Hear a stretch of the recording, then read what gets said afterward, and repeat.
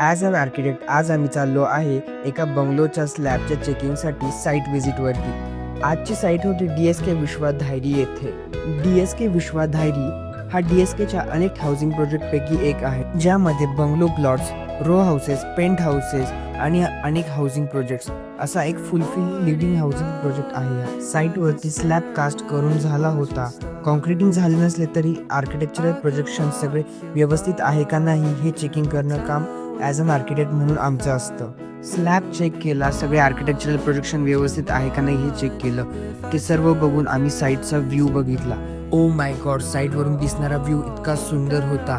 संपूर्ण पुणे शहर आणि समोर डायरेक्ट सिंहगड. याहून सुंदर एका पुणेकरासाठी अजून कोणता व्ह्यू असू शकतो.